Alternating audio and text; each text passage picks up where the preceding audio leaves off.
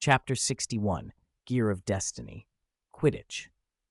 When the Christmas holidays ended, life at Hogwarts settled back into its usual rhythms, except for the students' mood. Instead of holiday cheer, a persistent cloud hung over everyone's faces. One would have thought they'd all experienced some private tragedy. Oddly, this gloom united the school. Students from all four houses, Slytherin included, wore the same unhappy expression. The spell didn't last. The professors, sensing the school's mood, opened the second half of the year with the annual Quidditch House Cup, a 6-month event that would set everyone ablaze. Not just the students, professors who loved the sport and Quidditch fans from Hogsmeade came alive with excitement. Eno paid little attention to the stir. His thoughts were consumed by animagus magic. In the days after the holidays, with Madame Pince's help, he unearthed stacks of Transfiguration books in the library, including back issues of Today's Transfiguration and even a paper Dumbledore had written when he taught Transfiguration more than 60 years ago. It was a treasure trove. Grateful to Madame Pince, Eno soaked up the material like a sponge. Among the texts he found a practical fix for a major animagus problem, keeping a mandrake leaf in the mouth for a month. That had always seemed impossible, but the solution was simple. A basic adhesion charm could fasten the leaf to the roof of the mouth. It would interfere a bit with everyday life, but it was the only workable method. Evening. After dinner in the Great Hall, Eno slipped away quietly.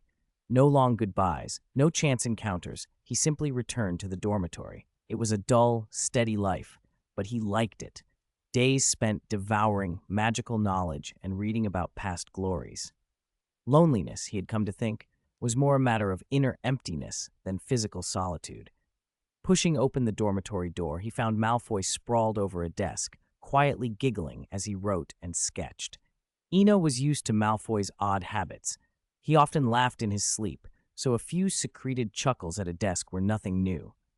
Malfoy sprang up the moment the door opened. "Eno, look at this. We can use it to cheer on the team tomorrow. Maybe we'll even see Scarhead make a fool of himself." He held up a 2-foot canvas with the Slytherin emblem painted across it. The green shimmered magically and looked beautiful from a distance. "Quidditch tomorrow?" Eno asked belatedly. The past weeks had been full of other concerns. He'd nearly forgotten that Slytherin's first match was against Gryffindor the next day. "Merlin, are you a medieval pedant or something? You're probably the only one in Slytherin who reacts like that," Malfoy said, eyes wide as if they'd just met for the first time. At the mention of Quidditch, Eno remembered something else. He went to his bed, opened a box on the shelf, and took out 10 galleons. "Speaking of Quidditch, I promised you a return gift. Those candies don't compare to the golden figurine you gave me, so I pulled these from my family vault. Consider them my gift." He casually stacked the galleons on the desk as though a few pieces of gold were worth no more than a box of sweets, a small demonstration of having overcome his own greed. Malfoy, however, read something else into the gesture when Eno mentioned a family vault. "You don't have to do that. I can't accept these," Malfoy said quickly. "And the statue I gave you, it's not pure gold." "It isn't." Eno looked up in surprise. The little Quidditch trophy had felt and looked like real gold. "It's goblin-made," Malfoy said without hesitation now, as if letting out a secret. "Goblin gold, the same sort used for galleons. It's an art piece, maybe worth a few dozen galleons at most." Eno felt a brief stab of disappointment. The Gringotts goblins had their own tricks, but before he could comment, Malfoy continued, flustered. "I can't accept your galleons. They're too much. Father's very strict about gifts. I can't accept anything over 50 galleons. If I want something, I have to write to him, and he'll get it for me." "All right, then," Eno said, unbothered. He flicked his wand and the 10 galleons floated up, then drifted automatically back into the box by his bedside. If the statue had been pure gold, 2 pounds would have been worth far more than a few dozen galleons. Lucius Malfoy might have easily produced such a thing, but it wouldn't fit the scale of a child's exchange. Sitting down and turning the conversation over in his mind, Eno thought about what tomorrow might bring. Harry's debut would be the highlight. The trio would, once and for all, discard their doubts and conclude Snape was behind the theft of the Philosopher's Stone.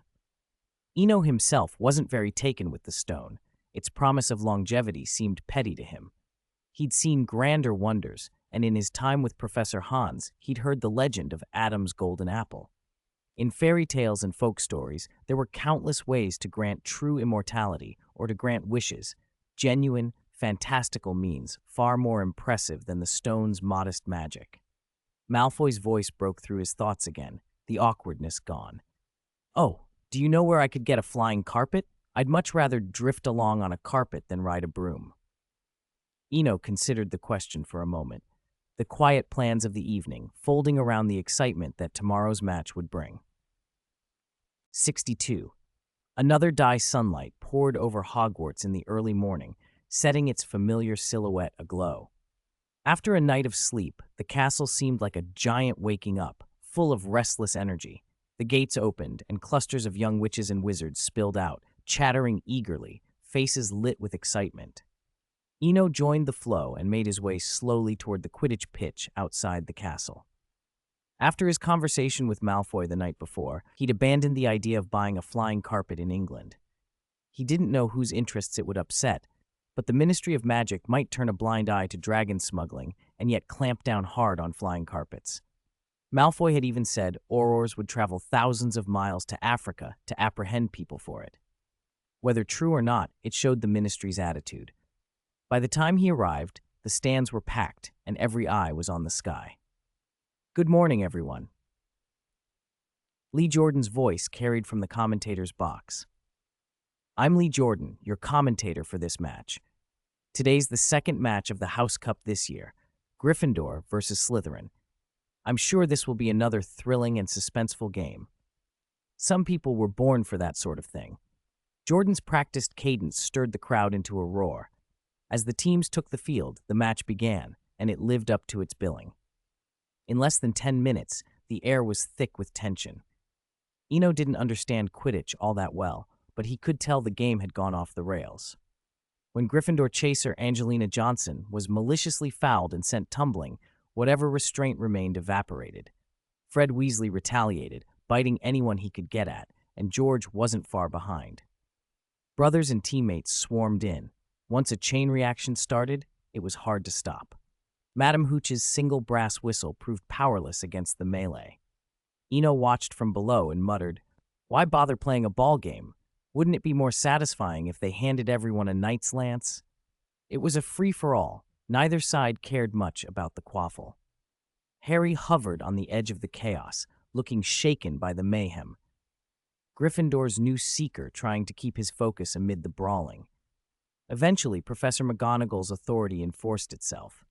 She halted the match for 15 minutes, enough for both teams to cool off and reflect. After the break, both sides played by the rules, fouls kept in check. With order restored, Harry had the space he needed. Minutes passed, and fate tilted toward him. After his broom swung wildly out of control, he recovered and made the catch, snatching the golden snitch and scoring the match-winning 150 points. Gryffindor won. Eno watched the whole thing and felt oddly unsettled. It wasn't simply that Slytherin had lost, it was that the day's events diverged from the scenes in his memory. Small things, odd gestures, shifted timing, added up until it felt like his recollection had quietly changed. Still, life went on. What had happened had happened. Back in the common room, Slytherin students brooded, and he left for the library to escape the mournful mood. Madam Pince stopped him at the door. "A note for you," she said, exasperated. "Honestly, I don't know why you keep using me as an owl." She sounded irritated but not unkind. Eno grinned. "Please, you're more reliable than any owl." Over the semester, their relationship had grown into an odd friendship. Despite the age and the title, Madam Pince was less severe than she appeared. Her officiousness fronted a simple, private life, one that suited her to the job. She pulled a diamond-shaped folded note from her pocket as she spoke. "Take it. That Gryffindor girl seemed urgent today." Eno accepted the note. "Thanks. I've been busy, but I'll finish the rest of the story and bring it next time. If all goes well, this book will reach its ending." Madam Pince's eyes lit up at that.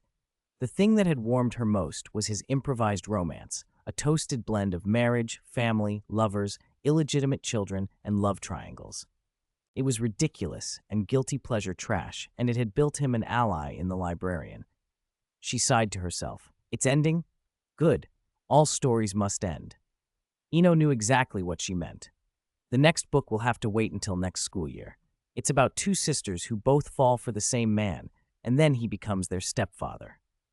That settles it, Madame Pince declared, as if she would duel anyone who backed out. Her voice was resolute, absurdly fierce about the trivial promise. When she finally shuffled away, Eno shook his head, smiling. He unfolded the note from Hermione at last. It was, unsurprisingly, about the time they'd arranged to meet in the library. The small, childish pleasure of passing notes in class made him smile inwardly. Even when conversation could wait until after class, writing something down and slipping it to someone during the lesson carried its own ephemeral delight. He refolded the paper and tucked it into his pocket, then headed toward the transfiguration stacks. Time slipped by unnoticed. Later, with half an hour left before curfew, Madame Pince gently urged him out of the library, and he left. At 9:30 p.m., the castle fell into a hush. Corridors were nearly empty as he walked back to the dormitory alone. Just as he neared the common room entrance, a soft, elegant voice drifted along the passage. "You are truly a good child. Your hunger for knowledge will help you surpass many mediocre people." The voice was unfamiliar, but the lingering scent of garlic in the air gave him no doubt about the visitor's recent presence. Without hesitation, Eno slipped a hand into the inner lining of his robe and drew out a die, like the one used for divination before, though rougher and unfinished. It was an irregular polyhedron, its faces unnumbered and scrawled over with messy lines and symbols that looked like a child's scratchings. He turned it over in his hand, watching the shadowed corridor, and waited. 63. Professor Quirrell's instructions. Feeling the solid weight in his palm, Eno finally let himself relax. He looked around the corridor. The portraits lining the walls calmed him further. "Good evening, Professor Quirrell." Down the hall, under the glow of the wall sconces, a figure wrapped in a turban turned. The voice that answered was unnervingly smooth for someone who usually stammered. "Don't be nervous. As the professor of defense against the dark arts, when I see an excellent, diligent student, I can't help but praise him. It's nothing more than a normal conversation." It was difficult to reconcile this composed, elegant manner of speaking with the nervous Quirrell he knew. The tone was oddly instructive, as if reassuring someone of his harmlessness. "Professor, I would love to chat, but curfew is almost here. I don't want to break school rules." Hearing that deliberately prudent reply confirmed what Eno had suspected. The man inside Quirrell was not the stuttering professor, but Lord Voldemort himself. Eno still clutched the second die Hans had left him, and without any pressing reason to get deeper involved, he didn't want to waste it or draw attention to himself. Of course, good students don't break the rules. Professors love students like that. Speaking through Quirrell, Voldemort's voice had a peculiar cadence. Good students should study hard and read more. But remember, don't go to the restricted section, and do not dabble in the dark arts. The dark arts are powerful, but they corrupt those with weak minds. Perhaps Voldemort had sensed the time, or perhaps he simply wished to leave before the castle became less safe for him to linger. After issuing that warning, he turned and walked away. Quirrell's form receded down the corridor until it disappeared. Eno didn't loosen his grip when the figure left. He knew Voldemort was unlikely to make a move inside Hogwarts, but he wasn't about to gamble with his safety. He kept the die clasped tightly until he reached the Slytherin common room and then his dormitory. Only after closing the door did he finally relax his hand. Phew. A dark wizard who warns against the dark arts and practices psychology instead, he muttered, sinking onto his bed. Lying back, he thought about what he'd just seen. Tom's ability to command Quirrell so effortlessly wasn't only raw power, though power was a prerequisite. It felt surgical. The exchange had sounded innocent enough, but Eno knew how suggestion worked.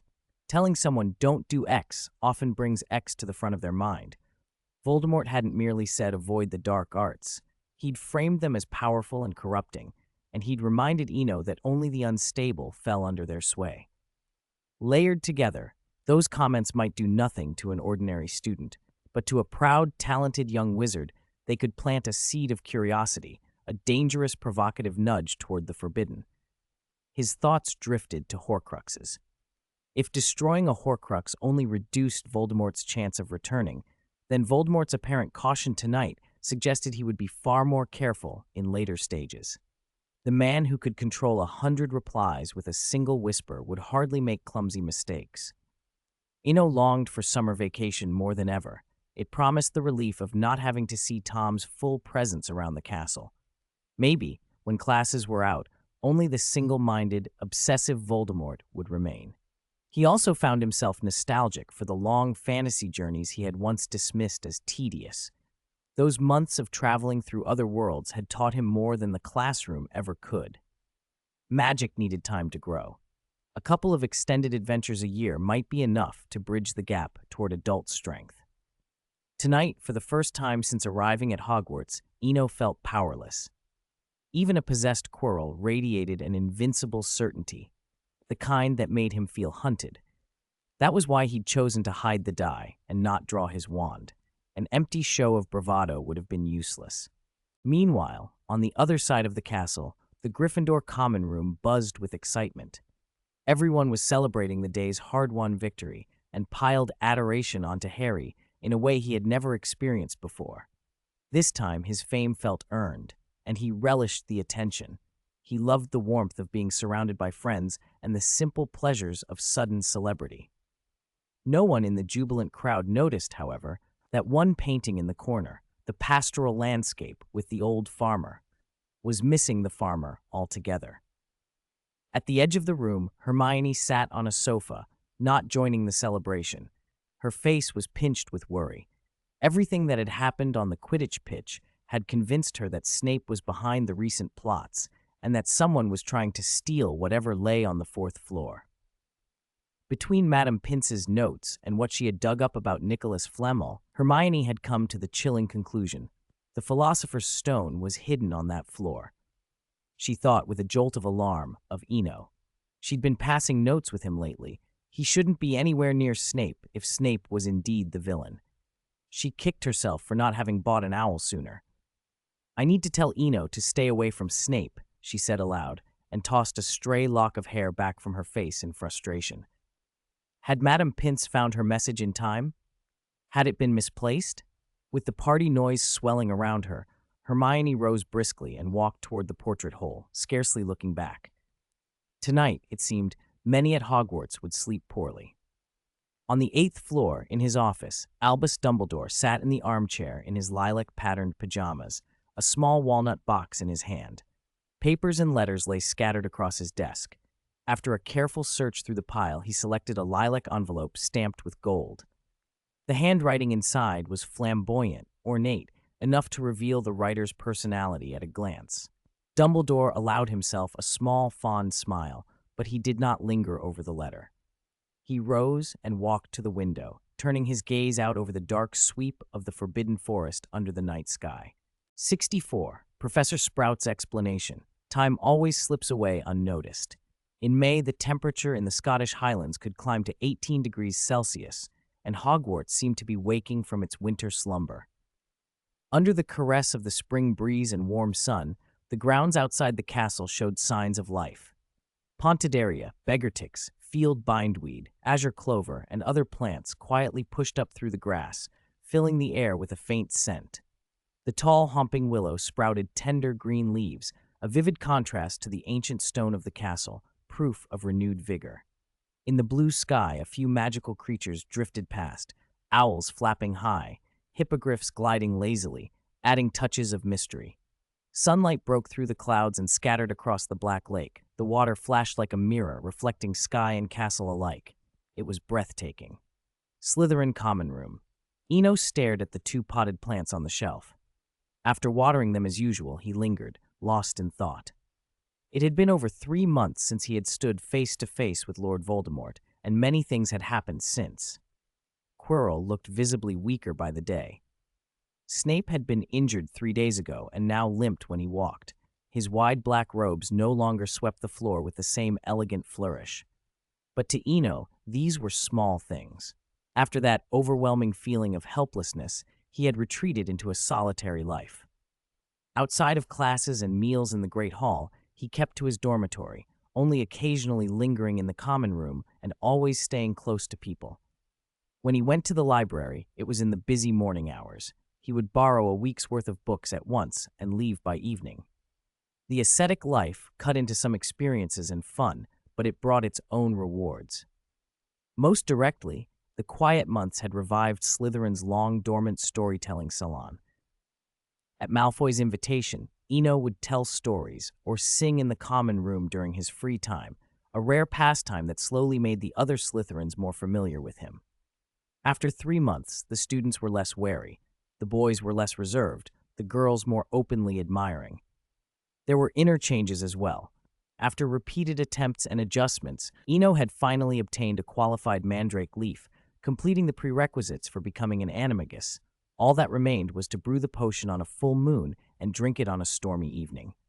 The quiet of the dorm was broken by Malfoy's voice. "Class in half an hour. We should go." Eno blinked and looked up. Malfoy was already dressed, holding 2 pairs of new dragonhide gloves. "Of course. Let's go," Eno said with a smile, took the ceramic pot from the shelf, and left the common room with Malfoy. Outside the castle, the herbology greenhouse. There was still a quarter of an hour until class. Clusters of young witches and wizards waited at the entrance, chatting in 2s and 3s. The house system showed itself even in small things. Gryffindors gathered to one side of the greenhouse door, Slytherins to the other. That neat balance was broken when Eno arrived. Instead of joining either side, he stood on the central axis, directly facing the door, holding the ceramic pot. On the Gryffindor side, Neville saw him and wanted to step forward, but when he caught sight of Malfoy nearby, he hesitated. Remembering Eno's advice, if you can't face your fear, you'll never escape it. Neville squared his shoulders, took a breath, and walked over. "Eno, hasn't it sprouted yet? I'm wondering if the seed's dead. Your other pot looks so vigorous." Hearing the familiar voice, Eno turned to see Neville's anxious expression. He felt glad, proof that his earlier guidance had not been wasted, and gave Neville an encouraging look. "I don't know either, so I brought it today. I'll ask Professor Sprout after class." He handed the ceramic pot to Neville for inspection. Since their first meeting a few months ago, the potted plant had become a bond between them.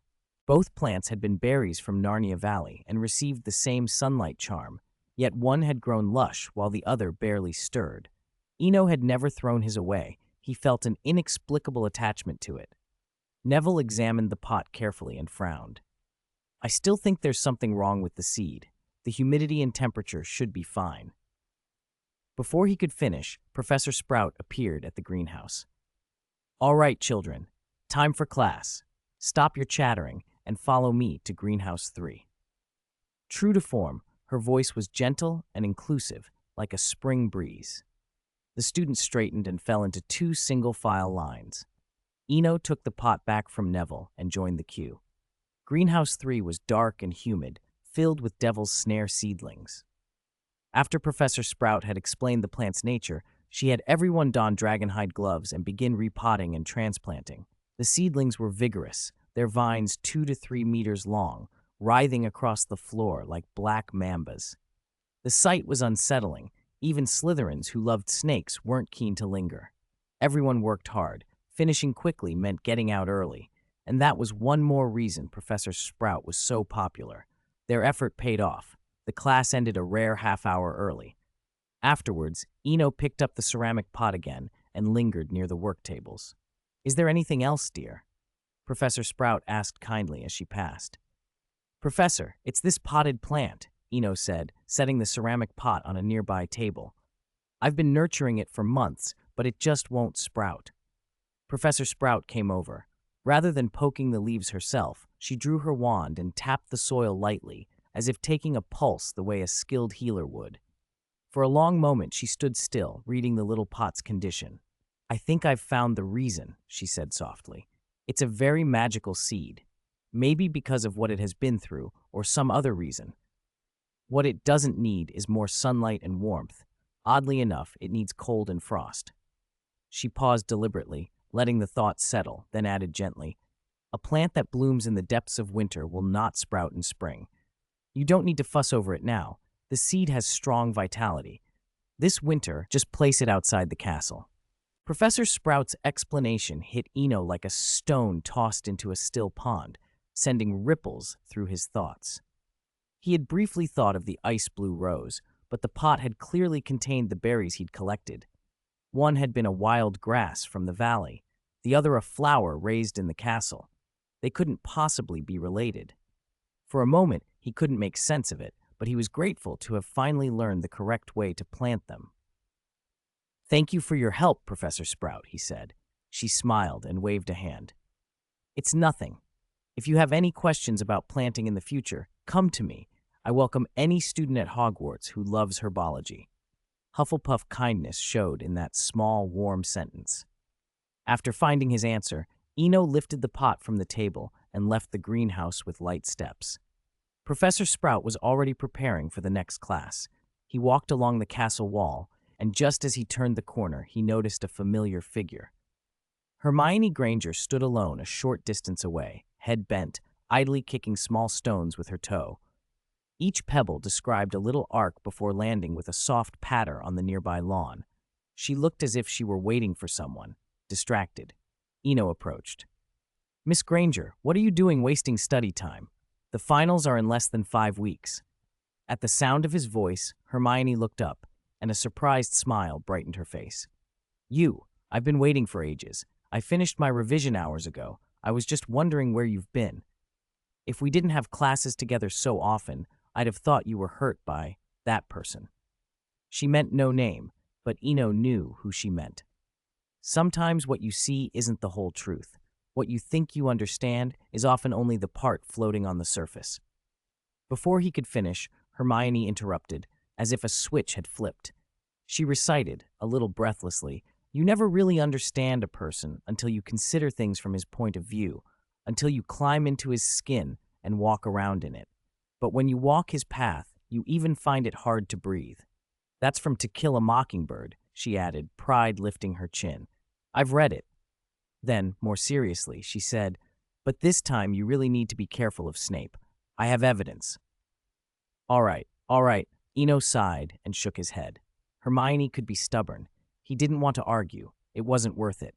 "I'll stay away from Snape." "Eno, trust me, I'm telling the truth. Even if everyone else deceives you, I won't." Hermione raised her head slowly. Her eyes were earnest, and a faint, almost shy light showed in them. For a moment, she seemed younger than she was. "Listen to a sound," she said, as if sharing something precious. "It comes from inside us. It's not Shakespeare. No great speech.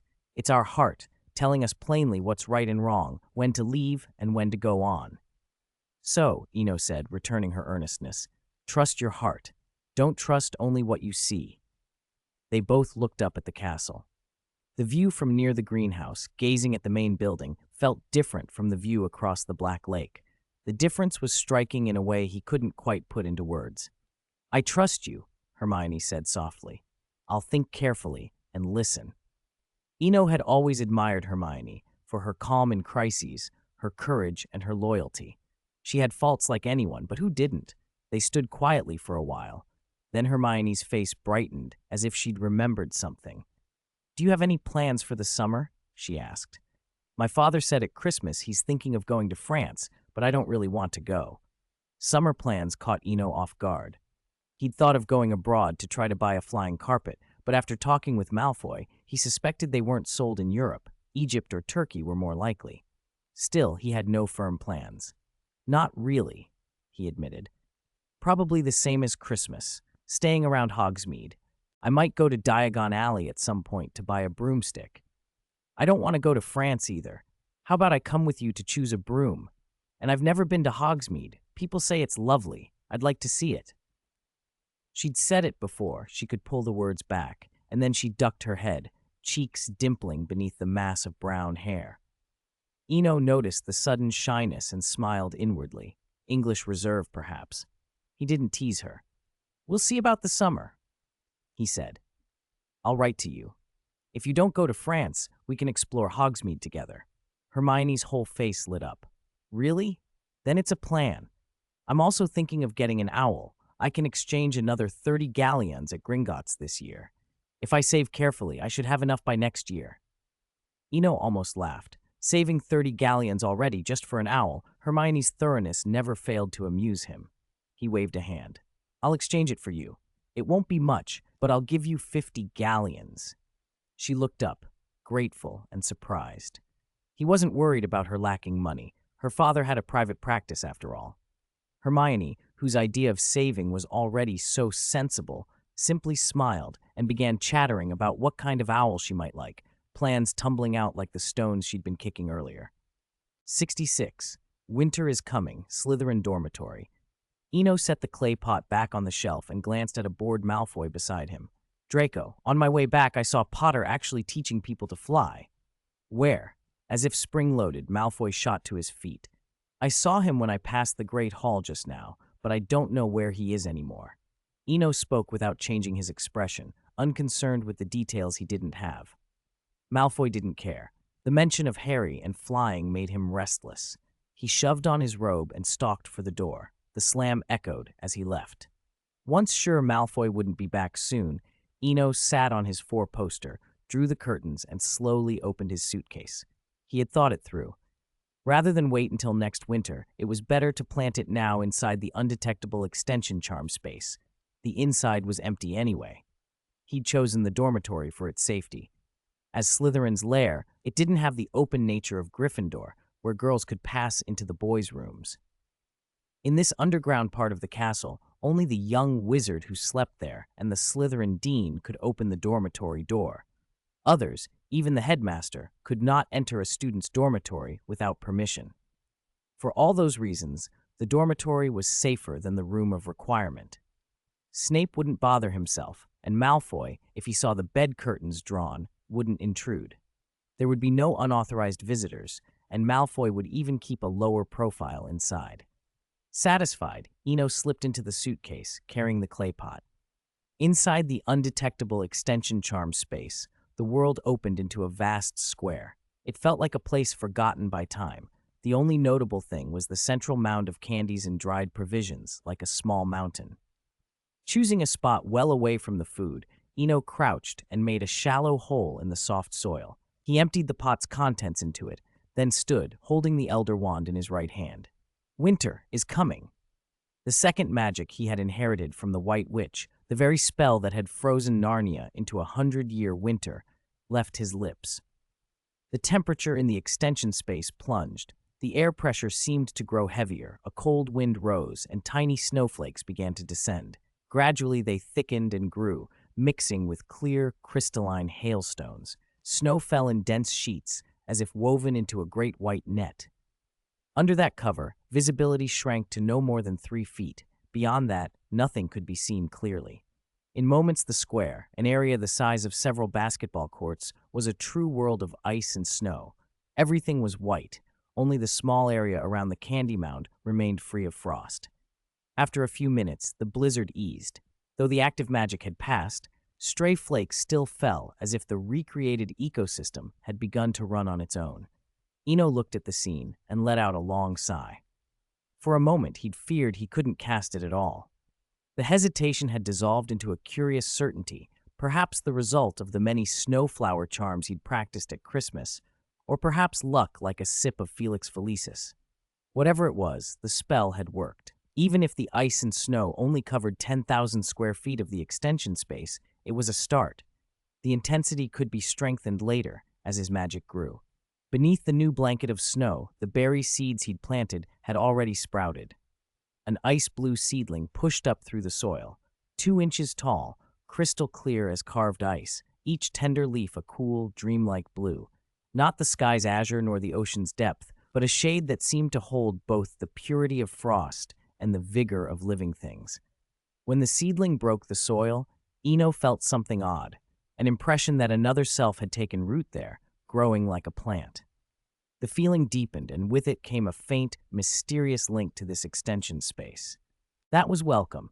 It meant he would no longer need to fear losing the suitcase on future journeys, and anyone entering without permission would be subject to his watch and the bite of winter. He thought of the White Witch and the ice-blue rose she'd planted in her frozen castle. How, when Aslan brought Susan and Lucy to challenge her, she might have seen everything, yet been helpless to change it. After a moment, he crouched and touched the seedling with a fingertip. It swayed gently, an oddly intimate sensation, almost like being scratched. There was the sense that the seedling's use might extend beyond its present form, but now was not the time to explore that. Having confirmed nothing else was needed, Eno climbed out of the suitcase. Meanwhile, in the great hall, Malfoy had found Harry in the crowd. "Potter!" he called with forced excitement. "Winning a house match by luck doesn't give you license to be smug. And you, Weasley, your family's so poor, you can't even afford half a broom. Are you following Potter just for a chance to fly?" His broadside not only angered Harry and the surrounding Gryffindors, but struck Ron deeply. "Shut up!" Ron snapped, furious. I don't know where you get the nerve to talk like that. The only reason those two idiots don't follow you is because they're finally sensible." Malfoy staggered at the retort. He'd gotten carried away seeing Harry and had paid no attention to his surroundings. Now, faced with the ring of hostile Gryffindors, he regretted his impulsiveness. Cough. "So what? This is the Great Hall. Do you dare make a move?" Though alone, Malfoy had managed to push between about 10 Gryffindors and yelled defiantly. But in the open Great Hall, the situation was visible, a crowd gathering around Malfoy. The Slytherins noticed quickly. They set down their own activities and began to move, forming a counter-encirclement to support Malfoy. 67. Final exams for the first year. The Great Hall at Hogwarts hummed with tension. As the Slytherins gathered, the Gryffindors rose too. George and Fred were the first to stand, striding forward with the Quidditch team and the older students. Ravenclaw and Hufflepuff, as if by tacit agreement, melted back to the sides and watched from a distance, leaving the center of the hall open. Malfoy's face lit up as the Slytherins pressed in. "Who's brave enough to hit me? Show me how you do it, poor little Weasley." He always had a knack for provoking a crowd with a single line. The Weasley name carried weight in Gryffindor. The family had dominated house life for years. From Bill onward, they had built up connections across the school. Even now, though their numbers had dwindled, Gryffindor still had 4 Weasleys. Charlie's kindness was remembered by the older students, Percy supervised the seniors, the twins were in the middle, and Ron was among the younger years. "Then we'll show you how the poor do it," Fred shot back. He hadn't meant to get involved in whatever Malfoy was stirring up, but Malfoy had gone for Weasley instead of aiming at a specific person, and the twins couldn't stand by. Just as the first hint of a brawl threatened to break out, the Slytherin line scattered. Harry Potter, gathering a crowd and causing trouble in the Great Hall, disrupting the castle's order. Gryffindor loses 10 points. Snape intoned from the high table, wrapped in his black robes. He glanced at Harry without expression, then let his gaze sweep slowly over the Gryffindor cluster. No one dared meet his eyes, not even the twins. Snape had ample reason, in his view, to take 10 points from Potter this time. Harry, who had been through nearly a year of this, knew the best tactic was silence. Anything said now would only give Snape further pretext to dock more points. Still, the insults stung. "Potter, you didn't greet your professor. That's rude. Gryffindor loses another point." Snape's words were chillily indifferent.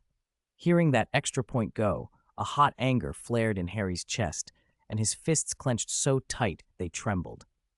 If it had been a petty deduction in potions class, it might have been tolerable, but now, with half the school watching in the Great Hall, Snape's public humiliation felt unbearable. Snape saw the change in him, and for a moment, a faint curl of satisfaction tugged at the corner of his mouth. He seemed to be waiting, almost hoping, for Harry's reaction. "What are you all doing gathered here? Planning more trouble before the holidays?" Professor McGonagall's voice rang out across the hall, and Harry relaxed his grip. "Severus, I hope you aren't trying to mediate student conflicts," she called, stern and sharp. Caught, Snape turned, but said nothing. He slipped away instead. McGonagall didn't stop there. She swept the hall with a withering look. "And you, standing about to watch a fight? What else do you intend to do?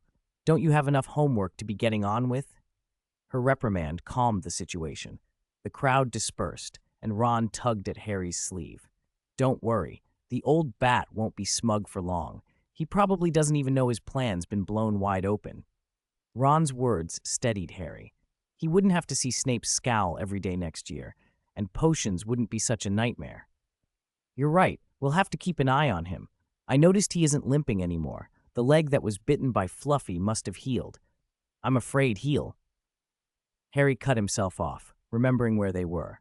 Don't worry, as long as we keep watching the old bat, that thing will be safe, Ron said confidently, then shifted to something else. I don't know about Dumbledore. He's old. He can't see what's right under his nose. Harry didn't press the point. Professor Dumbledore must be busy, he said. Come on, we've got class this afternoon. Time slipped by as it always did in the humdrum of castle life. June arrived, and the grounds were as beautiful as ever, but the beauty was only a facade. June meant final exams, and every young witch and wizard dreaded them. Corridors thrummed with hurried footsteps and anxious faces. The library doors stayed open late, and the windows showed hunched figures bent over books and notes, cramming the last scraps of knowledge into memory. Laughter could still be heard occasionally in the castle, but it was quickly swallowed by the general hush. Even George and Fred, who were normally forever plotting pranks, had renamed themselves and were bent over revision. It was a reminder that the Weasley genes included more than mischief. Bill, Charlie, Percy, and now the twins all managed to keep their studies on track despite their different natures. When exam week began, theory papers came at them one after another until everyone felt overwhelmed.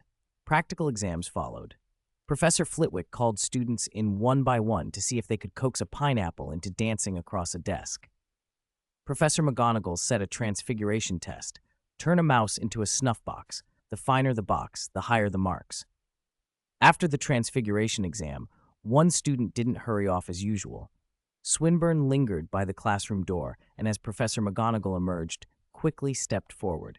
Professor, the exam's finished. Is there anything else, Professor? She asked. Swinburne bowed politely. Professor, I've run into some confusion recently in Transfiguration and wondered if I might have your guidance. He'd lingered deliberately because he wanted to make use of the summer to complete an animagus registration, a difficult, high-level transfiguration that was invaluable for travel, concealment, and self-preservation. Professor McGonagall listened to the request without hesitation. Very well. Follow me to my office. 68. A commendation from Professor McGonagall. Eno followed Professor McGonagall into the Transfiguration classroom office on the 6th floor of the castle for the first time. He pushed the door open and was met by shelves that climbed the walls, filled precisely with books ranging from ancient parchment scrolls to brand-new hardcovers, more like a small library than a teacher's office.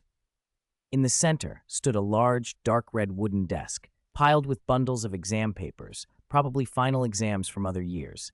Please, have a seat. Don't be shy. Professor McGonagall stepped behind the desk, pulled out a high-backed chair, and sat down. Mr. Swinburne, your grades are excellent. I've watched you improve, little by little, from unfamiliarity to real proficiency. I'm very pleased that you've been diligent in Transfiguration. Her praise made Eno feel a little ashamed. He knew he hadn't really cared for Transfiguration. He'd spent less than a fifth of the effort on it that he put into charms. If it hadn't been for needing Transfiguration to complete his animagus training and the few months of cramming he'd squeezed in, he suspected a T for troll would have been a generous mark on the exam. Still, this wasn't the time to dwell on grades. After a moment, he voiced the question that had been nagging him. Thank you, Professor. I came because there's something about Transfiguration that's always bothered me. I don't want to carry it into the summer. I hope you'll understand. Of course, that's my duty. State your question, McGonagall said calmly. Eno explained, although I can perform transfigurations skillfully and even transform things into fairly complex objects, those objects only last a short time. Some revert in less than 15 minutes. He looked slightly distressed. His transfigurations were not only short-lived, they were worse than Goyle's. At least Goyle's deformed apple had lasted 3 hours. You don't believe in transfiguration, Professor McGonagall said after a moment's thought, and immediately found the problem. You are unwilling to believe in it. You merely use magic to force an object into a new shape. While you are focused, the object will hold that form, but when your attention shifts, it quickly returns to what it was. Hearing her explanation felt like a fog lifting for Eno. He realized he had indeed never truly believed in transfiguration. He'd always regarded elaborate transformations as superficial. Yes, Professor, I never believed in transfiguration.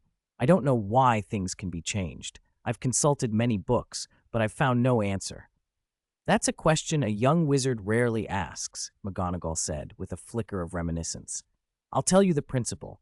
Why can it transform? There is only one answer: unwavering belief. She tapped a teapot with her wand. In an instant, it became a spirited owl. The silver-gray bird stood on the desk, preening itself, its eyes bright and alert, as if always ready to carry a message. Do you see? I believe it's an owl, not that a teapot became an owl. So long as I live or until I dispel the magic, it will remain an owl.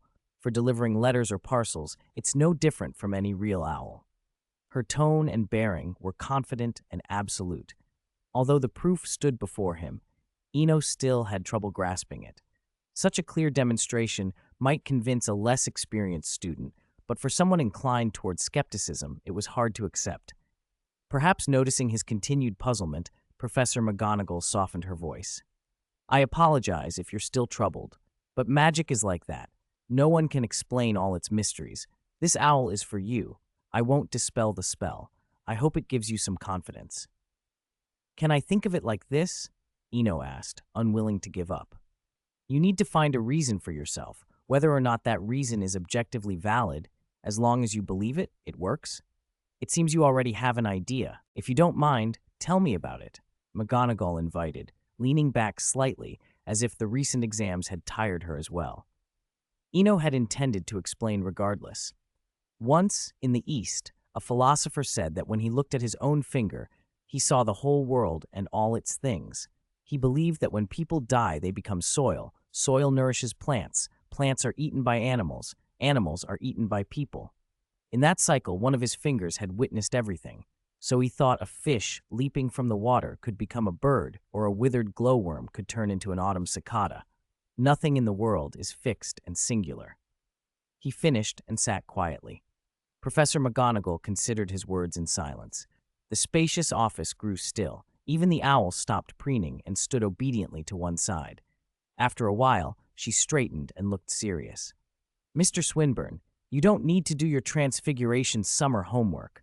Instead, write an essay exploring the viewpoint you just described and hand it to me at the start of term.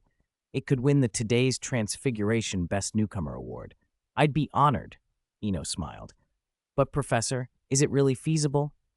Of course it's feasible, so long as you believe, McGonagall said, a touch surprised but patient. Essays and books aim to make people believe. Your perspective could persuade meticulous minds to believe and help them re-understand Transfiguration. That is why it might win an award. Half an hour later, Eno left the office, cradling a gray and white owl. The visit had done more than broaden his view of Transfiguration. He'd also received an unexpected, limited edition companion, likely McGonagall's subtle reward for a thoughtful student. He reflected that if his grade had truly been a T, his reward might have been an evaluation letter asking for a parent's signature instead. Either way, the afternoon had been well spent. 69, the returning train. The train slipped through the early morning light, fields and hills flashing by outside the window. Inside the compartment, Eno watched the passing countryside in silence. He had boarded this train months ago, full of eager anticipation for Hogwarts, the fairy tale school. Now a school year had flown by, and he was once again riding the same route away from it. On the surface, nothing seemed to have changed, but Eno knew better. Much had shifted. By the twist of fate, Quirrell, more precisely the fragment of Voldemort's soul, had finally been undone by the power of love, and Gryffindor had managed a comeback against the odds despite a massive deficit. Slytherin's 7-year winning streak had evaporated. Other, smaller things had changed too.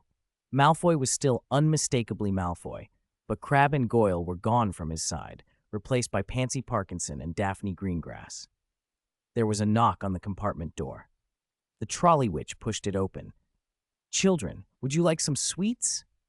"Of course, madam, we'll have some," Eno said quickly, before anyone else could decline. He had enough sweets in his trunk to last him a year, But buying from the trolley and buying from Honeydukes were two entirely different pleasures. He paid a galleon and bought everything on offer. The pile of candies thudded onto the table. Malfoy eyed it, hesitating. "Eno, you don't have to buy all that. I have plenty at the manor. I could find anything you want there." "At your manor?" Pansy seized on the phrase immediately. "Is Mr. Swinburne going to Malfoy Manor for the summer?" Although she was addressing Malfoy, her attention never left Eno. "Well, yes," Eno admitted helplessly. They had agreed in the dormitory not to mention the visit, and yet Malfoy had already blurted it out in front of Pansy and Daphne. "It's only for 2 days while I'm passing through. After that, I have other plans for the holiday." Pansy's face went through a dozen expressions at once. Skepticism, shock, suspicion, disbelief. Daphne, meanwhile, had been stifling a laugh and kept glancing between the two of them like a fox that had found someone's hen. Eno felt his scalp prickle. In England, gossip could get out of hand fast. If he didn't straighten this out now, who knew what would be whispered by term start? "Eno's only staying at my family's manor for 2 days. My father invited him. What are you lot thinking?" Malfoy snapped, his face flushing a pale, angry red. He, too, hated the idea of gossip. If it spread through the castle when term began, someone like Scarhead would use it to mock him. "Why are you shouting? Did I say anything?" Pansy shot back. Then, more directly, she turned to Daphne. "And you? Are you finding this so funny? You've been laughing the whole time." Despite her sharp tone, Eno could feel Pansy relaxing a little. She'd been like a dam holding back water. Her protest was releasing pressure, and the energy slowly ebbed away. Trying to smooth the awkwardness, Eno changed the subject. "When I have the chance, I'll invite you to Malfoy Manor, Christmas or next summer. Actually, I'm thinking of buying a place in Hogsmeade." "Buy a house?" Draco's head snapped up in surprise.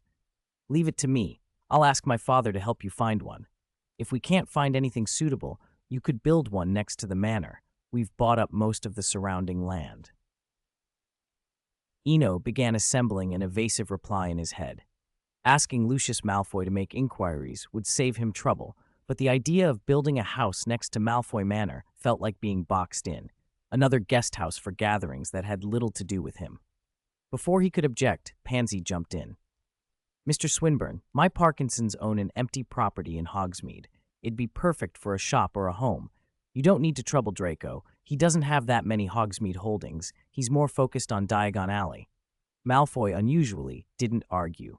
He turned to the window, which Eno took to mean tacit agreement. "In that case, thank you, Miss Parkinson," Eno said. "My budget isn't large, around 10,000 galleons. I don't want a shop, just a small house." That number was the limit he'd set. However generous old John had been with a pouch of coins, a galleon converted in Gringotts only went so far. Daphne leaned forward then. "My family has surplus house elves. I can sell you one, if you like." "Thank you, Miss Greengrass, but I don't plan on buying one now," Eno answered politely. He'd learned enough during his time in Slytherin to know how tightly house elves were bound within pure-blood circles. Even if there were sales, they were kept within that network. The few house elves seen on darker markets were the concern of dark wizards, and he didn't want any part of that. The train rolled steadily away from Hogwarts toward the summer holidays.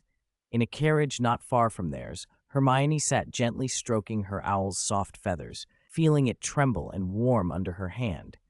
The owl seemed to enjoy the attention, half closing its eyes and pressing its head against her palm. Ron watched the scene, first looking at Hermione's owl and then at Hedwig on the rack. He slipped a hand into his pocket and tightened his grip around the sleeping Scabbers. Wiltshire, more than 200 kilometers from London. In the evening, after winding through a lush forest, Eno finally reached his destination, Malfoy Manor. As he entered the grounds, a vast lawn opened before him. What caught his eye was that the grass had been sown with glow-in-the-dark turf, the exact thing described in 1,000 magical herbs. 2 nuts for a small bundle might not sound like much, but to cover an entire lawn with it, that kind of ostentation, decorating a courtyard with money, could only be found at Malfoy Manor in all of Britain. At the far end of the lawn stood the main house, immaculate white, imposing, all Victorian lines and carved stone pillars with delicate bas-reliefs. Waiting at the doorway were the manor's owners, Lucius and Narcissa Malfoy. Lucius was a dignified, elegant, middle-aged man. "Malfoy Manor welcomes you, Mr. Swinburne," he said, his voice deep and resonant, every word carrying an air of cultivated grace. Eno bowed slightly. "Thank you for the invitation, Mr. Malfoy, Mrs. Malfoy." Narcissa, born of the Black family and now mistress of the house, answered softly, "Please come in. You must be tired after your long journey." Eno noticed that Narcissa's eyes never really left her son, Draco. Her gaze was full of love and quiet longing, a warm, restrained emotion that softened the lines between her brows. At dinner, Eno once again admired the Malfoys' wealth and connections. The spread on the table included things that money alone probably couldn't buy, items that would have to bypass the Magical Creatures Protection Act and avoid the Ministry's scrutiny. Conversation at the table followed strict etiquette, polite, amiable, and careful to steer clear of anything contentious. Narcissa asked after Draco's life at the castle, but never about his exam results. Watching that quiet, indulgent attentiveness, Eno found himself smiling inwardly. How enviable, he thought, to have a mother who never asks about grades. Then Lucius's voice cut through the gentle murmur. "Mr. Swinburne, Draco and Severus have both spoken highly of you. If you don't mind, call me Uncle Lucius, and you are welcome to stay at the manor during future holidays, at least until you graduate." The room's tone shifted subtly. Draco, who had been chatting with his mother, fell silent and turned to Eno with eager eyes. "Of course," he said. "Draco and I are already friends, and I hope you'll call me Eno." Eno gave a small nod and a gentle smile. "Thank you for the invitation, Uncle Lucius, but I still hope to buy my own place in Hogsmeade. Draco knows that." "Very well, I respect your choice," Lucius said, accepting it with an easy nod. Draco looked a little disappointed, but he understood Eno's temperament. Once Eno decided on something, it wasn't easily changed. The conversation returned to lighter matters, and Draco resumed his quiet anecdotes about life at the castle. After dinner, only Eno and Lucius remained in the drawing room, sitting across from one another. "Eno," Lucius said, "I'm genuinely pleased Draco has a friend like you. Your perfect scores in every subject and the way the professors favor you, those are signs of real talent." There was genuine admiration in Lucius's eyes. Eno chuckled softly and sank back into the sofa. "Thank you, Uncle Lucius. I only want a simple life in this complicated world. Everything I do is aimed at that." "Finding simplicity," Lucius echoed, as if the idea struck a chord. After a pause, his expression turned more serious. "Eno, I hope you'll consider me your uncle. On your journey to find that simplicity, the Malfoys will be among your most reliable friends." Holiday time always seemed to fly by. On the third day of his stay, Eno said his goodbyes to Lucius and Narcissa.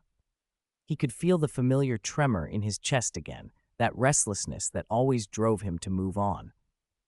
Although each departure and return was brief, the house elves at Malfoy Manor made it easy for any unusual comings and goings to be noticed, so discretion was necessary.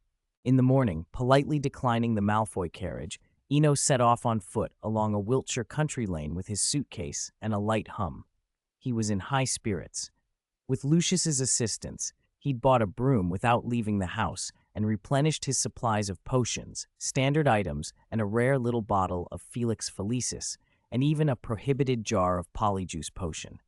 All had come directly from Professor Slughorn, ensuring their quality. He laughed to himself, remembering the polyjuice. The idea was simply to try being someone else in future adventures. Lucius, however, had gone to elaborate lengths. The suitcase Lucius had sent looked like something out of a spy's toolkit. Alongside 2 large bottles of polyjuice were 12 packets of hair, with photographs, from 3 generations, old, middle-aged, and young, a variety of robes for disguise, and 3 inconspicuous aluminum flasks. Walking on the country road, that familiar tremor in his heart rose again. Instinctively, Eno ducked into a dense stand of bushes. A moment later, a young man, plain-looking, about 20, with black hair and blue eyes, stepped out. "Sour swill," he muttered, inspecting the aluminum flask in his hand before slipping it into his pocket. This was Eno after drinking the polyjuice. For once, he wanted the experience of being an adult in a story, to walk in another man's skin for a while. He took in the view. As far as the eye could see was a boundless grassland, fading into the distance. To his left, a dense, shadowed forest rose, tall trees forming a doorway marked by two eerie statues facing each other, an arch just wide enough for two people to pass through. He chuckled softly and strode into the open grass. The dark forest could keep its mysteries. He wasn't here to court danger. There are those who find the sea breathtaking where sky and water meet. At that moment, on that vast plain beneath the setting sun, Eno felt the same sweep of grandeur. Walking across the endless grass as evening fell was a rare pleasure. New chapter released. Thank you for your support. Please bookmark, recommend, and vote monthly. At dusk, a faint golden haze appeared on the horizon, as if an artist had accidentally spilled paint across the sky. The endless grassland in the soft twilight looked like a vast green sea, waves of grass rolling to the rhythm of life. Hills undulated into the distance, their outlines blurring in the afterglow of the sun like folds in the earth. The grass sighed in the breeze, a soft rustle that was beautiful at first but grew wearisome the longer he walked. Eno had been moving across that grass for about half an hour when he finally opened his suitcase. In the past, he would have accepted a long walk with calm equanimity. Now, having a flying broom changed him. Laziness, he decided, was human nature. Once you had a broom, the idea of walking felt absurd. The suitcase was securely fastened to his back. He glanced at the arrow-shaped logo on the broom, then without hesitation sat astride it. A gentle push with his feet and the broom shot forward like an arrow from a bow, accelerating into the sky. He didn't know the brand, but he felt its speed in his bones. It wasn't a cheap thing, certainly not like the old antiques they used in flying class. From above, he flew in a straight line, but the land defeated his expectations. After so long, you would expect the scenery to change. When he had gone to Narnia, even after days of walking the woods, always shifted and surprised him. Here, though, the grassland went on, unchanging. He had chosen to ignore the dense forest and follow the plain. There was no turning back now. As the daylight weakened, he began to worry the night would overtake him. Before darkness fully fell, new scenery finally appeared. Below, large swathes of alfalfa lay in neat, deliberate plots.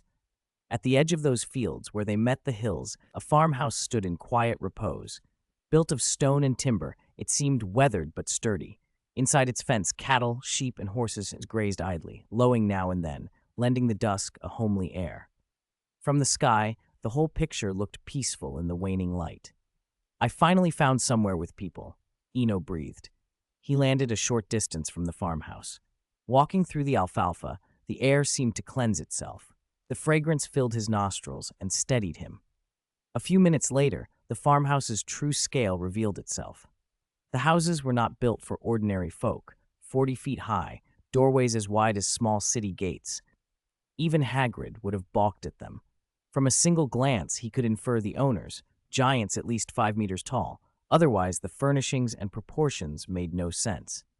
As he considered how to approach, a distant rumble grabbed his attention. He didn't pause. With a practiced flick, his forearm bared the wand hidden in his sleeve. Years of repetition made the motion instantaneous. Then something enormous and dark lunged at him, a mass that filled the sky and closed 100 meters down to barely 10 in the blink of an eye. "Stupefy!" he cried. "Laxus! Impedimenta!"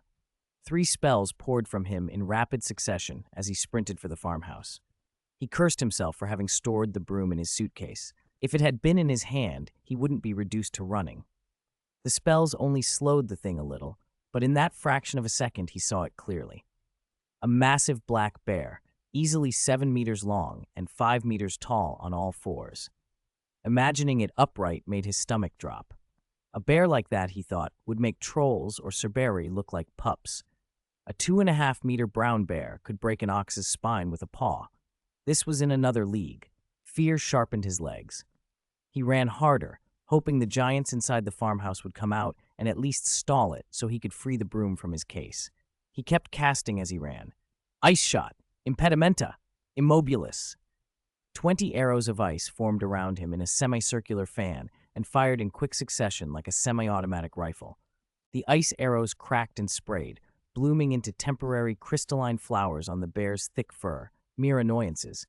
Still, combined with the impediment and imprisonment charms, the creature's speed eased a fraction. "In there!" Open up, he shouted, pounding on the heavy door. There's a beast outside. It'll eat your livestock. Your horses will be killed. No answer came. The farmhouse lay silent, as if deserted. With the bear closing fast, Eno had no choice but to keep kiting around the yard. 2 legs could not outpace 4 if he ran straight. He had to stay moving and keep the spells going. Minutes crawled by. Night fell, and a pale mist rose from the distant mountains, lending the place an eerie cast. All around the farmhouse, little lights of magic flickered and danced in various colors. At last, the giant beast seemed to slow of its own accord. Perhaps it was tired, perhaps something else had distracted it. Whatever the reason, it gave a final, thunderous roar and then turned away, padding off toward the dense forest on the far side of the range.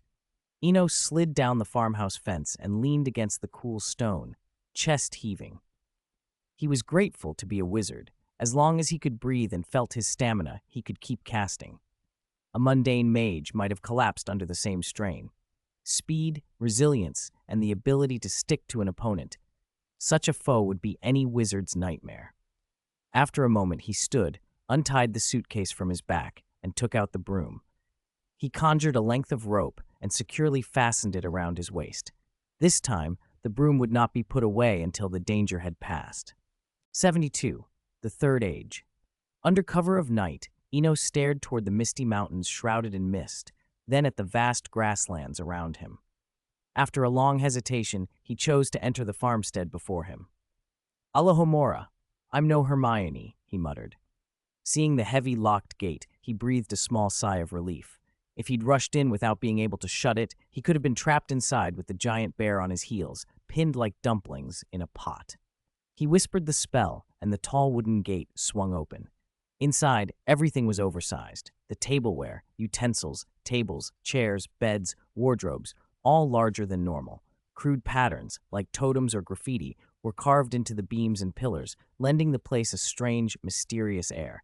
Against one wall, a stack of gigantic weapons leaned, longswords over 3 meters long, executioner's axes taller still, and scythes with blades more than a meter across. They weren't pristine. Rust mixed with dark purple stains suggested they had seen real use.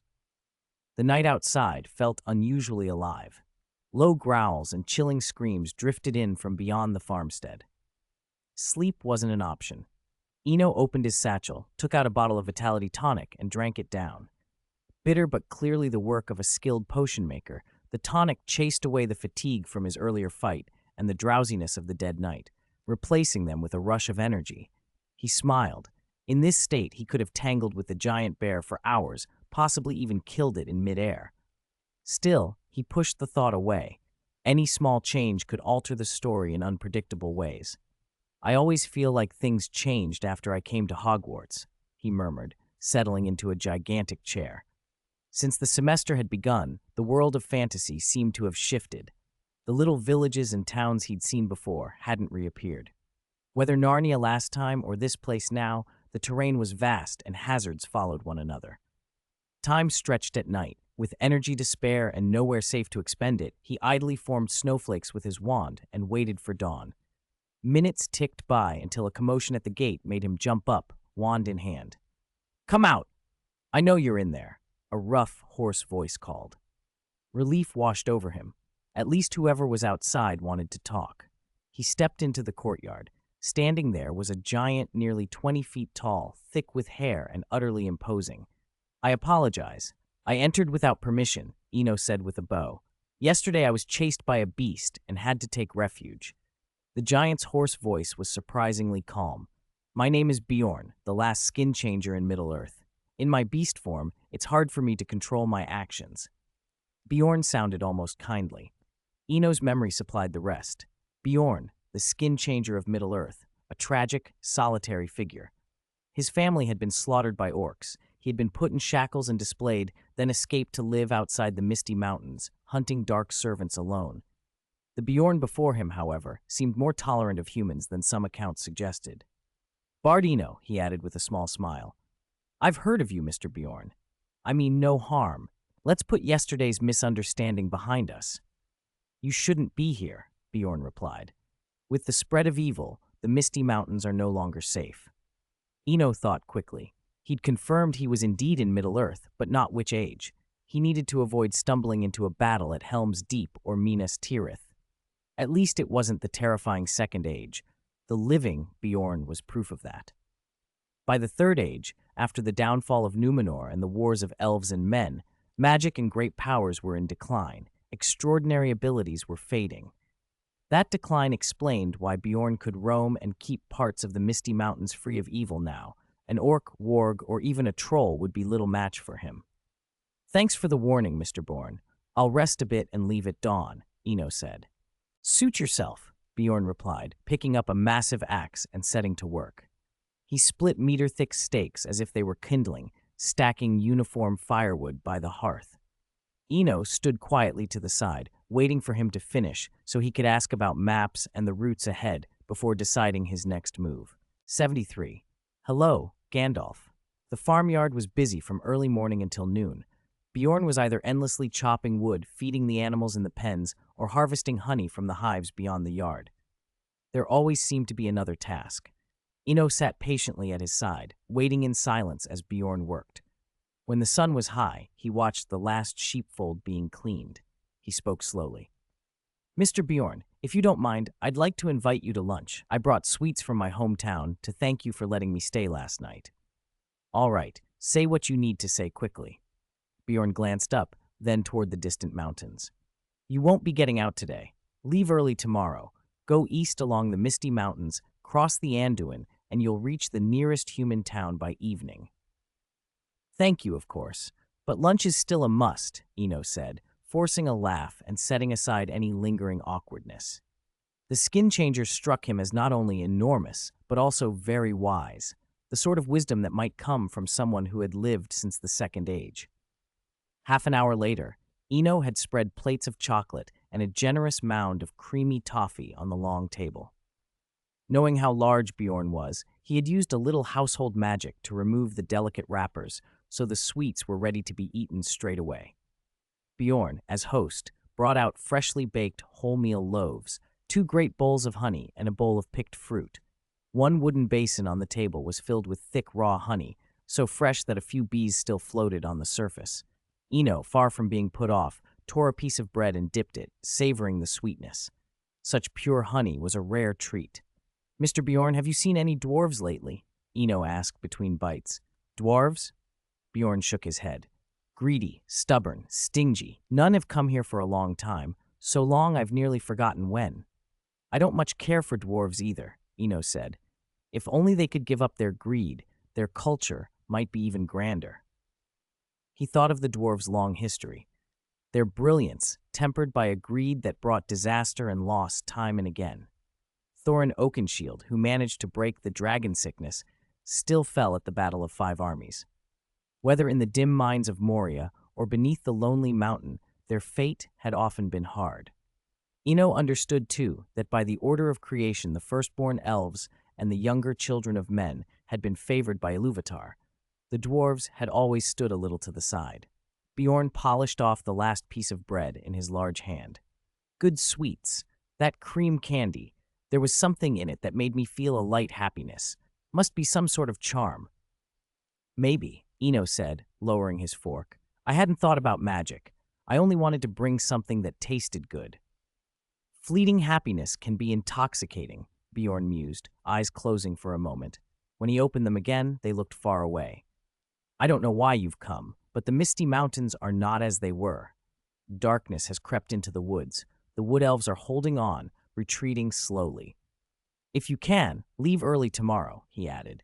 "I haven't seen a human wizard in an age." There was something like gratitude in his voice. Perhaps that explained his kindness. "I will leave," Eno answered calmly. "To be honest, I have no fixed purpose. I'm only passing through." "As you will," Bjorn nodded slowly. "After dusk, stay in the house. You have something of the bearing of a human wizard, but your power is weak, certainly not enough to hurt me." "I'm not going out tonight," Eno said without thinking. After lunch, Bjorn hurried about again, moving the flocks and herds toward the pasture. With nothing left to do, Eno used transfiguration on a plain stone, turning it into a vine-woven rocking chair. He lay back in the courtyard, soaked up the warm late-afternoon sun, and dozed off, catching up on the sleep he'd missed the night before. When he woke at dusk, a cool wind came down from the misty mountains. Bjorn was not in sight.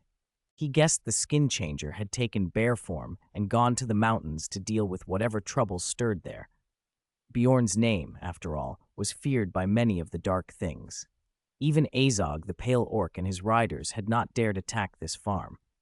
The conversation earlier, Bjorn's mention that no dwarves had passed by, confirmed the time he had stumbled into, before the story of Smaug, and for the moment, a comparatively calm stretch across the Anduin. Eno decided to leave early the next morning, cross the river, and spend some time in the White City. Smaug's tale, he thought, would happen in its own time. Just as he was preparing a simple supper, a roar split the settling dusk, the same deep bear roar he'd heard the day before. Instinctively, he reached for his wand, then relaxed and slipped it back into his pocket. Bjorn was not a werewolf. He kept his wits even when he changed, or the farm would long ago have been ruined.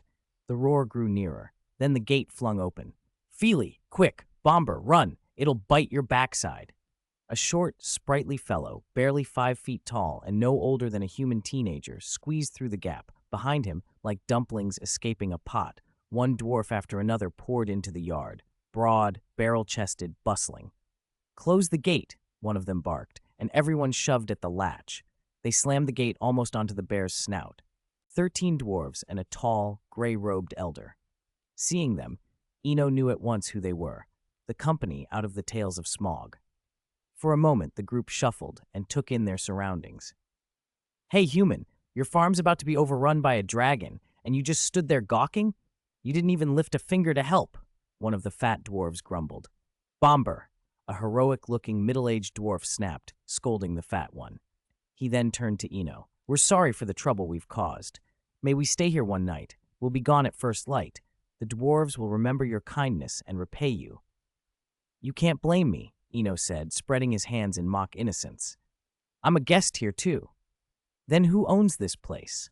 the dwarf demanded. Before Eno could answer, the gray-robed elder, who had been silent, stepped forward. "I believe the owner was just locked out by us," he said. When they heard there was no one to mind the place, the dwarves promptly abandoned any pretense of manners. Like schoolboys with no teacher, they spread out across the courtyard, sprawling, sitting, and making themselves comfortable. Eno smiled, shook his head, and went inside. After sleeping in the yard all afternoon, his bread and honey were long gone. He needed to make dinner. The dwarves would take care of their own affairs. Inside the small kitchen, Eno reheated his noon bread, then pulled from his suitcase 2 jars of blueberry jam, a bit of dried cheese, and some sliced ham, and settled down to eat. The suitcase, modified by Dumbledore, had 2 modes now. In Muggle mode, it kept a few simple, travel-friendly foods handy, so he could eat without drawing attention. He owed Dumbledore a thanks. He had barely begun when a small head popped through the doorway. "May I trade food with you? Fresh blueberry jam, smoked ham, those were my favorites back in the Shire." "Oh, and who are you?" Eno set down his bread and regarded the newcomer with interest. "My name's Bilbo. I'm a hobbit from the Shire." Bilbo smiled as he stepped in. Eno liked the look of Bilbo at once. Anyone who could resist the ring, even for a while, had a good measure of character. "All right, Bilbo, what do you have to trade?" Bilbo fumbled at his shirt, then produced a small, neatly wrapped parcel. "Superior pipeweed from the Shire. I've been saving it. It has a mellow, rich taste." Eno was intrigued. In a far-off time, he'd loved such things. They'd been constant companions before bedtime or after a meal. "Deal. Eat as much as you like. If it isn't enough, tell me. I have more." He handed Bilbo another unopened jar of jam and set about slicing the ham he'd brought. When Bilbo dug into his food, Eno unwrapped the parcel from the Shire and paused at the familiar color and smell. For a long moment he hesitated, then decided to reseal it. He might look 20 now, but that was the effect of a polyjuice potion. Better not to make a habit of tobacco in unfamiliar company. He picked his bread back up, but had taken only 2 bites when another voice cut through the room. "Forgive the intrusion. May we speak with you, foreign traveler?" Gandalf's voice fell like a stone into still water. Eno's stomach tightened.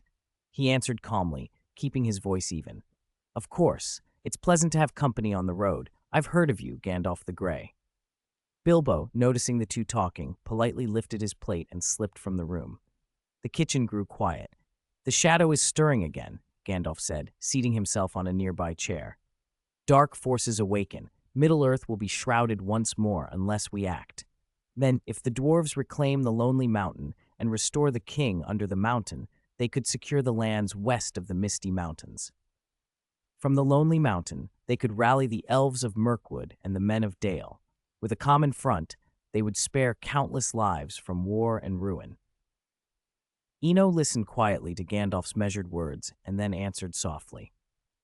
"It's a grand undertaking, but I'm only a wandering bard. Perhaps I can sing of your deeds as I travel." Gandalf smiled. "Wandering, perhaps, but if the shadow is driven back, you may find you no longer need to wander." "The point of wandering isn't homelessness," Eno said. "It's a choice I make." He had understood the subtext. Gandalf was inviting him to join the dwarves, but he didn't want to be drawn in too readily. Smaug might be a challenge, but not insurmountable. The great battle of 5 armies that might come afterward was another matter entirely. Even with magic equivalent to a fourth-year student, he wasn't eager to get mixed up in the large-scale wars of Middle-earth. Gandalf regarded him a moment, then continued, quieter. "You understand, then. I do want you to help them. Not as a guest to be forgotten, but as a comrade. If you do, this may be a place you're always welcome." Those words landed differently. Not a ripple now, but a deep, echoing thud. Eno let them sit for a long beat, then said, "Can we speak tomorrow? I'd like to rest." "Of course." Gandalf stood, as if a mission were fulfilled for the day. "But be ready. We leave at first light." When the door closed behind Gandalf, Eno exhaled slowly and leaned back in his chair. Middle-earth was deeper and stranger than he'd imagined. He had been pulled into stories before, had accepted the strange as it came, but Gandalf's offer had opened a new possibility. It felt less like an invitation and more like a crossroads. He thought of the difference between that meeting and others he had known. Where some encounters had been gentle and coy, Gandalf's was bold and direct. "Always welcome," he murmured to himself, tasting the weight of the promise. Then he rose to put things away and went to bed, the gray-robed wizard's words still turning in his mind. In the empty room, Eno sat quietly in a chair, but his thoughts churned like a storm-tossed sea. He replayed the history of Middle-earth in his mind, First Age to Fourth, the Silmarils, Morgoth, Sauron, the Valar, the Maiar, examining each detail as if with a jeweler's loupe.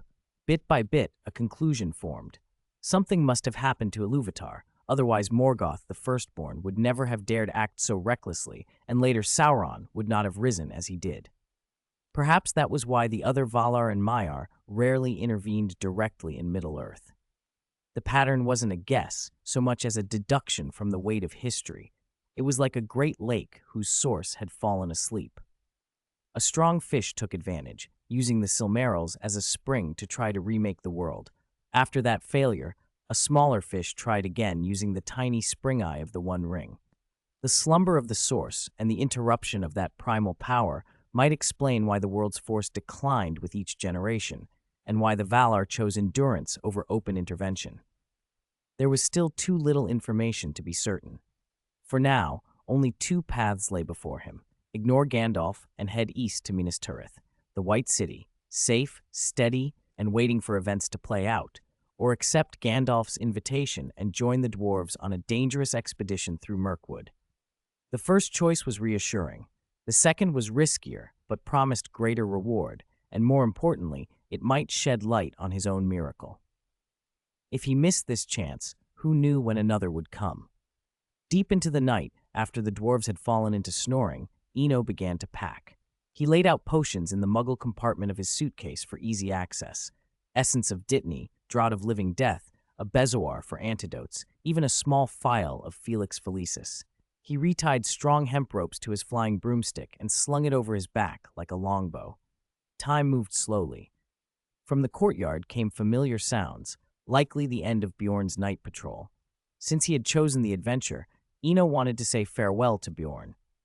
He stepped into the corridor, but Gandalf was already waiting at the door, as if he had expected him. "It seems you have made your choice," Gandalf said with a smile. "Evidently," Eno replied. Although I can be indifferent at times, your proposal moved me. I will join the expedition. But one thing first, I do not guarantee how much I can do. You know I am an outsider. You can see through whatever disguise I wear." There was no solemn vow, but his words carried weight. Standing before an invitation from Gandalf, a Maya, Eno felt he could not refuse. This was, after all, the Maya's sphere. "That is enough, young wizard," Gandalf said. "I must leave for a time. Help the dwarves on their way through Mirkwood." As he spoke, Gandalf's eyes flicked to the broom on Eno's back. He smiled. "While retreating with agility can be vital, battle is not only about running away. You may need another tool." He produced a longsword, beautifully wrought. The moment Eno saw it, a sacred aura touched him. The blade was nearly a meter long, noble and elegant. In the dim pre-dawn light, the runes carved along it shimmered, as if gathering starlight. The sword was Glamdring, Foehammer, an elven blade from the Second Age, forged by the High Elves and born in the First Age by Turgon of Gondolin. It was a legendary weapon, surpassing even the famed Sword of Gryffindor in Eno's mind, and for a moment he simply held it and admired its cold radiance. "Sorry," he said at last. "I don't need it. I like it. I'd be tempted to keep it, but I'm not an avaricious dragon, and you need it more than I do." His refusal was polite but firm. 76. Jungle Fight, edited. The Elf Path, a secret, little-known road from an earlier age, still existed. Standing before the familiar entrance, Eno felt a flicker of disorientation. This was exactly where he had first come into Middle-earth. The first time, the menacing feel of Mirkwood had driven him onto the grasslands instead, and he had only returned to this spot 2 days later. "All right, set the ponies free and let them go back to Bjorn," he said, dismounting. The mounts had been Bjorn's aid. After the animals were released, the dwarves took in the spread of Mirkwood ahead of them. They all knew that taking the old road around the forest or following the river would cost too much time. To reach the lonely mountain before autumn ended, they would have to go through this wood. "Is there no other way?" Bilbo's face showed fear as he stared into the gloom. "We must reach the lonely mountain before Durin's Day," Thorin replied. "Only then can we find the Great Gate." Thorin's tone carried no doubt, only a grim fanaticism that sharpened as they drew nearer to their goal. Bilbo instinctively took a small step backward from him. Eno watched silently. He suspected the dragon sickness had already set its roots deep in the dwarves' hearts. "Before we go in, everyone should hold a detoxifying stone in their mouths," Eno said. "The air in Mirkwood, twisted by darkness, carries confusing toxins." He produced a whole bezoar from his satchel. Although Gandalf had introduced him on the road, and everyone knew the human with them was a wizard, the odd, gleaming stone still drew fresh glances from the dwarves. "It will neutralize the poison?" Thorin asked, skeptical. "It will detoxify," Eno answered, "but it's your choice." They had known one another only a short time. Suspicion was natural. Thorin hesitated, then broke off a small piece and held it in his mouth. One by one, the others followed his lead. "This tastes sour, like rotten swill. It's like Feely's smelly socks. Did you just try to sniff my feet?" Laughter rippled through the group until Eno realized Thorin beside him hadn't put the bezoar in at all. He was watching Eno, hand on his sword hilt. "Why aren't you taking it?" Eno asked. Thorin's gaze sharpened. Eno smiled and tapped his temple with his wand. "I have this. It isolates everything." He was referring to a household bubblehead charm, a little domestic spell used when cooking with strong odors like onions or pickled fish. Under the plain fact of it, Thorin said nothing, turned, and led them toward Mirkwood. The others grinned apologetically. "Please excuse him, my uncle can be stubborn," Killy said. He was Thorin's nephew and the company's archer, the same dwarf who would later fall in secret for a wood elf maiden. "I don't mind," Eno said truthfully. He had promised Gandalf to see Thorin safely through Mirkwood, and the promise was what it was: ensure they passed the forest without undue harm. In the original tale, they would receive help from the elves. This part of the road was meant to be tense, but not truly deadly. After Mirkwood, his obligations would largely end. The entrance to the elf path was shaped by 2 rows of great trees leaning together, forming a tunnel that felt more like the mouth of a cave than a trail. Eno kept his wand ready. In the story, they would meet a dark creature, not unlike an acromantula, and he did not want to be surprised. The path narrowed immediately, twisting between trunks where in places only one person could pass. As they went deeper, the light at the opening slid away behind them. The forest grew unnaturally quiet. They could hear only the sound of their own boots and, if they stopped, the rasp of one another's breathing. A thin mist rose and thickened until they could barely see the backs of the dwarves in front of them. "Sunlight, reappear!" The command rang out, strong and steady. A golden light flared at the head of the company like a new dawn, pushing the gloom back. Within a radius of dozens of meters, the mist vanished as if it had been dispelled by a natural enemy. "Good thinking. You should have used that sooner. Who was closing in on me back there? Keep your sword points to yourself. If you ask me," the light revived them. Conversation and joking returned, the dwarves' spirits brightening. Eno raised his wand and reminded them quietly, "Don't be careless. We haven't covered a tenth of the way yet. No one knows what lies ahead." Gradually, they fell silent again, gripping axes and swords. Each of these dwarves was an elite fighter in his own right, and they moved with wary professionalism. They walked on, time bent and blurred in the silent forest. Just when fatigue began to set in, the sound of running water reached them. Keely and Feely, young and restless, broke into a run toward the noise. "Stop!" Eno called. The sunlight charm seemed to have given him more presence of mind. The two dwarves halted immediately at his voice. "That stream's tainted with dark magic. Don't drink. If you need water, use what you brought," he told them.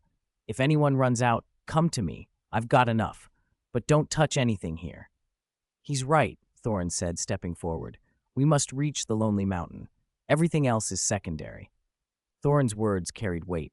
"Now we'll rest for a moment," he ordered. "Keely, be on guard." As the last lord of Durin's line, his commands were obeyed without question. The company settled briefly, alert but relieved to have a moment's respite, each man ready for whatever lay deeper in the green shadow of Mirkwood. 77. Legolas. Just as the dwarves were unpacking their bags to eat and drink, Keely seized the moment, not wasting a breath. He drew his bow and loosed an arrow. The shaft whistled into the depths of Mirkwood, and from the forest came back a long, mournful roar. The rest of the company dropped their food, gripped their weapons, and closed ranks, forming a fighting circle. No surprise, by the cruel logic of fate, the dwarves were met by the usual Mirkwood hazard, giant spiders. From all directions, the enormous, fanged beasts swarmed in, far larger than any of the dwarves. Seeing what was coming, Eno lifted his wand and cast Diffindo. In the choked gloom of Mirkwood, magical attacks cut through obstacles with far more reliability than physical ice arrows. Two of the fastest spiders were split in half as if cleaved by an invisible blade, their bodies parting under their forward momentum. That seemed to be the signal. Within the dwarven circle, Killy and another archer began a volley of ranged fire, and the scrap became a melee. Even facing creatures that towered over them, the frontline dwarves showed no fear. They met the spiders with axes and spears, fighting with the sturdy bravery of their race. Eno never stopped waving his wand, casting spell after spell in relentless succession.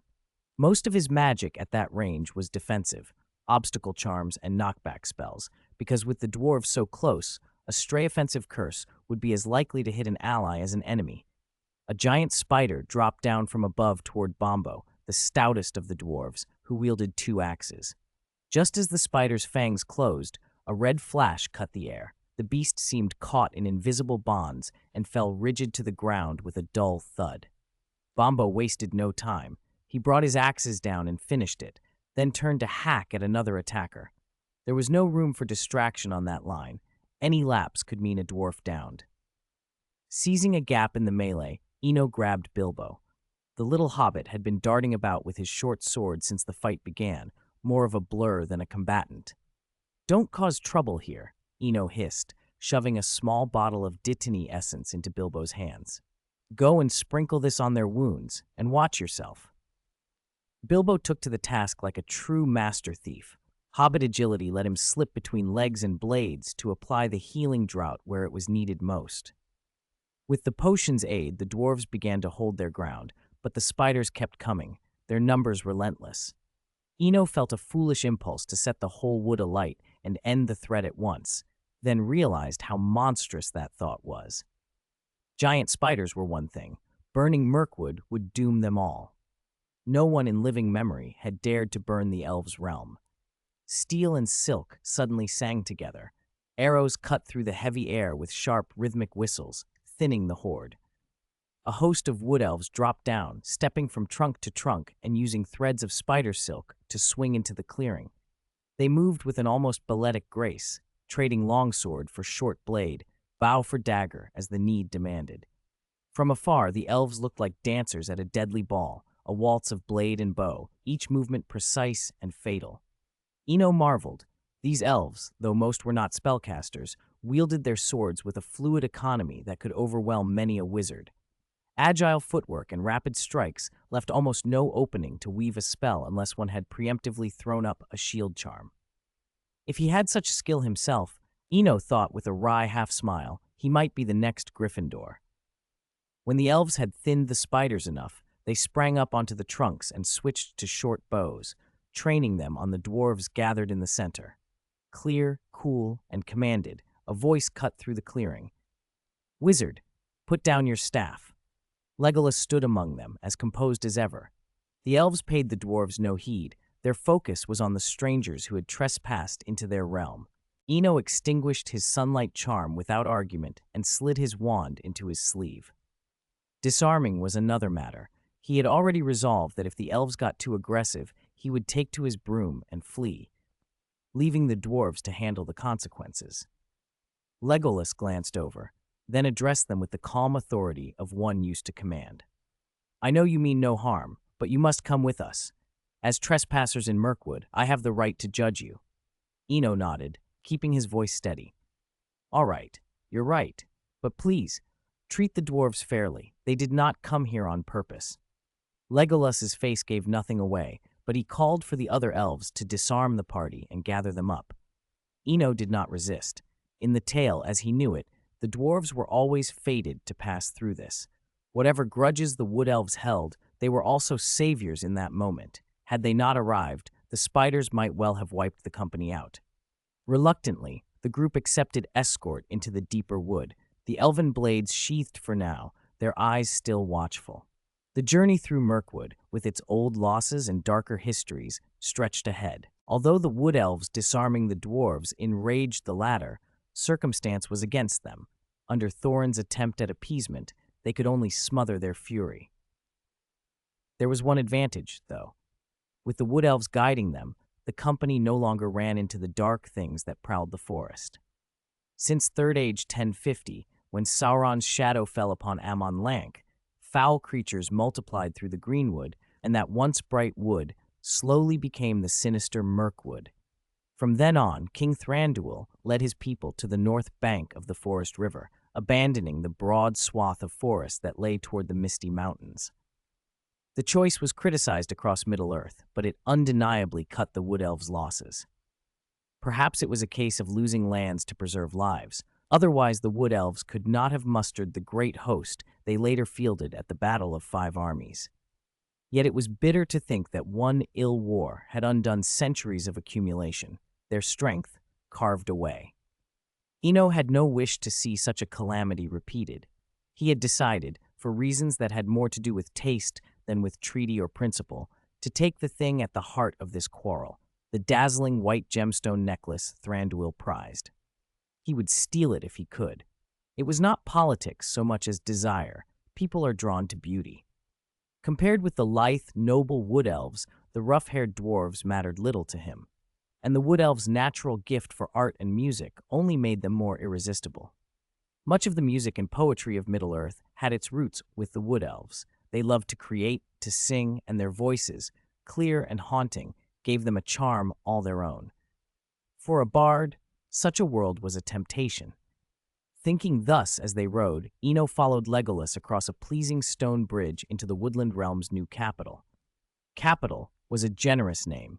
It was more a heavily fortified stronghold. The wood elves had set aside their earlier, more delicate architecture and raised a city of thick, unyielding granite. High walls, smoothly hewn faces of stone, and the bridge together formed a natural, layered defense. That, however, was only the surface. The living spaces of the wood elves lay beneath the ramparts. Like the dwarves, they had carved tunnels and chambers, moving into a vast, intricate undercity. With Prince Legolas at the head of the party, they threaded those tunnels and finally entered the king's hall. Thranduil, who had come to Middle-earth from Aman in the early Second Age and was a little over 6,000 years old, stood within. Eno took him in fully for the first time. He had the same streaming gold hair as Legolas, but crowned it with a circlet of red leaves and berries. Simple, a token of the wood elves' devotion to the forest. His eyes were deep and cool, remote as though the world weighed little upon him. If Legolas was merely handsome, Thranduil was something more, beautiful in a way that belonged to nature itself, a kind of beauty that seemed wholly fitting and inevitable. My son tells me a company of dwarves has come from the west, and, surprisingly, even a human wizard, Thranduil observed with that same measured coolness as he surveyed those before him. He ignored the dwarves' hot complaints. Only when his gaze flicked to Eno did something like curiosity appear. "Lock these dwarves in the dungeons," he instructed an elf nearby. "Let them cool their heads." Though he recognized Thorin, he could not have missed the air of the king under the mountain. Thranduil did not meet the dwarf's eyes. After a little bustle, the subterranean palace sank back into its hush. Eno stood a pace from the king and spoke plainly. For an elf who had outlived empires, rhetoric would be empty. Candor was its own language. "Your Majesty, I suppose you know why we have come. Thorin, descendant of Durin, has come to reclaim the Lonely Mountain and to restore the glory of the king under the mountain." Thranduil nodded slowly. "What do you intend to do about that dragon that dwells there?" "Perhaps they aim to slay it," Eno said, answering honestly. "But who can say? I am simply here to help them through Mirkwood." 79. Divination. First appearance of absolute numbers. Modified. Kill. Thranduil rarely smiled, but now a trace of amusement touched his features as if he had heard a private joke. "You think, well, you haven't seen that wicked dragon, have you?" Eno blinked and realized how simplistically he'd been thinking. "No, Your Majesty, I've never seen Smaug." Thranduil's tone turned oddly sharp. "The king under the mountain, the Arkenstone, symbols of rulership, superb smithing, razor weapons, massive siege engines. The power of the dwarves of the Lonely Mountain was almost unmatched in all of Middle-earth." He laughed, but there was no mirth in it. "And what happened? One dragon, a few days, and a people of 100,000 fell apart. Are you still telling me to go and slay that monster now?" "The hordes of the Lonely Mountain make every power envious, yet no one has claimed them. Why do you think that is?" Eno felt his earlier certainty crumble. He'd been unconsciously comparing Middle-earth dragons to the beasts of his own magical world. They were clearly not the same. "I was arrogant," he admitted, "but it was only conjecture. Gandalf didn't tell me much before he left." At the name Mithrandir, Thranduil's expression softened for a moment. "If it is he, perhaps you may succeed. Mithrandir is cunning. He has sharp ears and sharper mind." Rising slowly from his throne, the Elven King added another piece of advice. "Many things in Middle-earth cannot be judged from appearances alone. You may stay here tonight. Tomorrow evening I will ease the guard. You might be able to lead those dwarves out through the sewer by the river mouth." "Thank you, Your Majesty."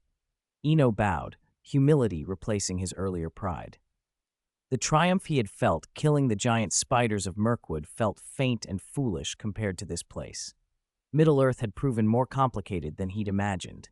The only thing he could not yet place was his own role in such a world that clearly had scripts of its own.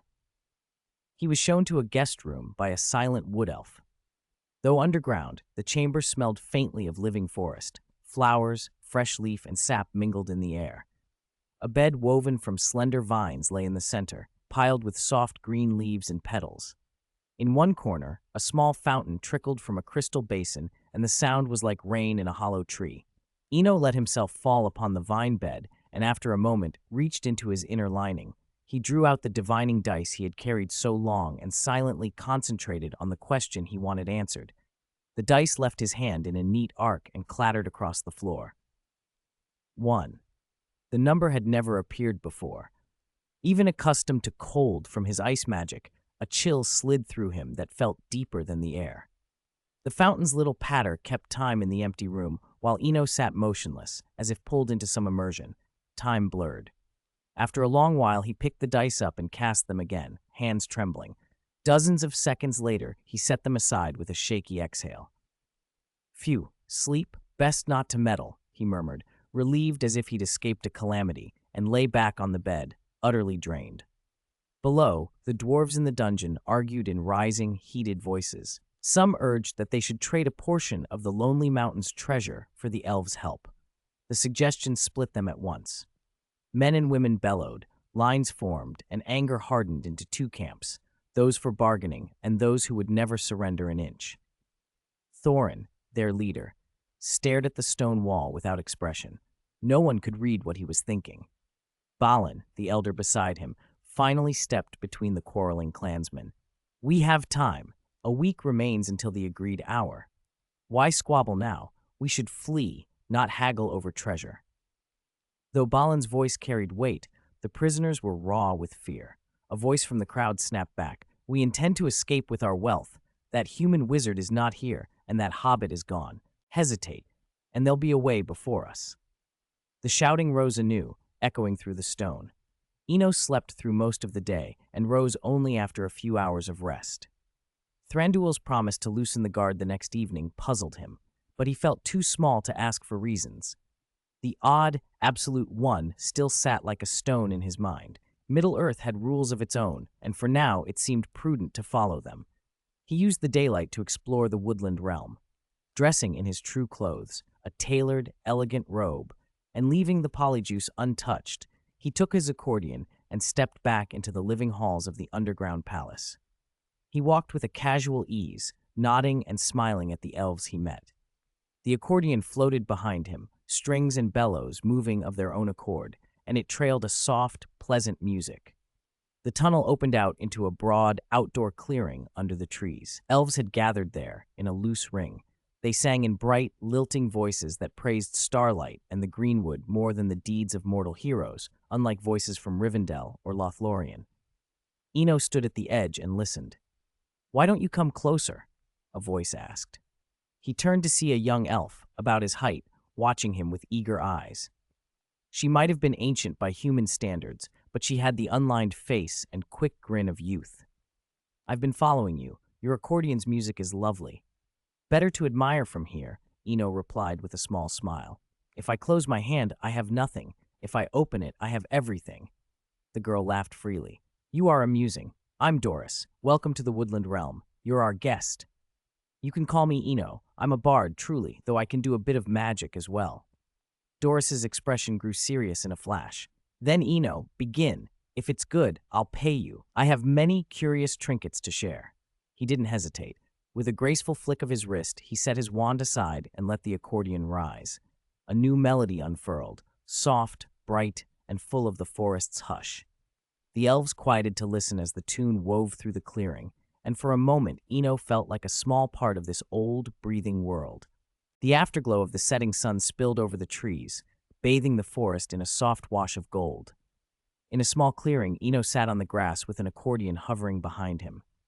"My heart lives on the sea, innate, searching for a home, with the wind as my rudder, the waves as my companion, my will unyielding, he sang. Accompanied by the accordion's gentle music, he closed his eyes, the melody still flowing from his lips. "Searching for a guide, to give direction to life, not swayed by storms. Even if hope and patience leave me, as long as I see the way, life will bring me there." It was a foreign folk tune he had adapted, and he sang it for the first time. After about 15 minutes, the accordion finished its last note and floated still. Eno did not open his eyes at once. He let the silence stretch. Then a familiar voice spoke, and he looked up. The Wood Elves' king, Thranduil, had appeared there as if from nowhere. "You were right," Thranduil said. This time the dwarves were fortunate. They slipped out of the dungeon by following the river. "The rest is up to you. Stay here if you will, or go to the Lonely Mountain. We would welcome another song." With that, Thranduil turned and left, proud and decisive. Watching the king's retreating figure, Eno silently offered his thanks. The outcome pleased everyone, and it confirmed what his earlier divination had hinted. He turned to the elf maiden beside him. "Doris, my song is done, but I have many more stories. Do you want to hear them?" Pages of stories seemed to turn under his fingertips as if guided by an unseen bard. Words unfolded and carried listeners into other worlds. Time, stitched through tale after tale, quietly took away weariness and left hearts bright with expectation. It was the 23rd day since he'd arrived in the woodland realm. One morning, still lying on the suspended bed, Eno heard Doris's excited voice outside his room.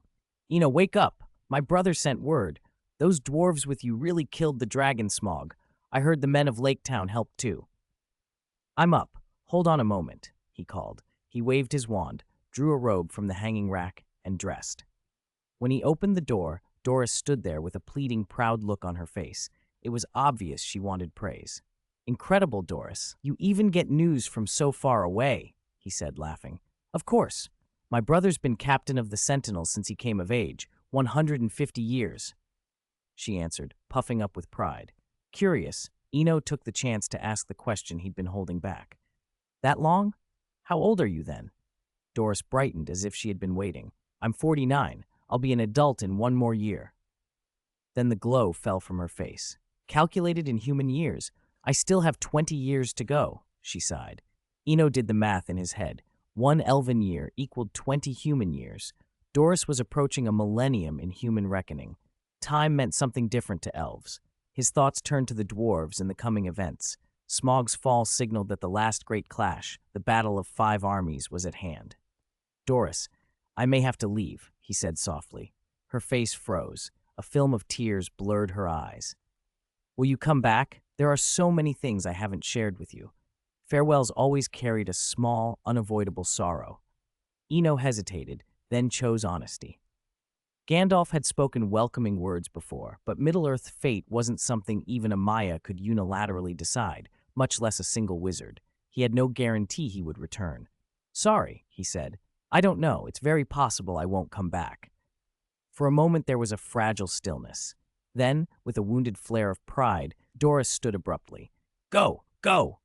Don't ever come back, and don't come looking for me to play. I won't share my secrets with you anymore." She fled the room. Eno opened his mouth, but had nothing to say. Some things couldn't be fixed. Humans were not rooted like trees. His 3 years of wandering had taught him that partings often ended in permanent separation. Sadness might come and go, but eventually it faded. Passers-by remained just that, passing. 10 days later, he still had not seen Doris. Elves were assembling in ranks throughout the realm, preparing for what must be done, and Eno could do little but make the most of his remaining time. He entrusted the last of his Athelas essence to Legolas in the underground palace, showing the elven prince how to use it. Then, mounting his broom, he prepared to head for the lonely mountain.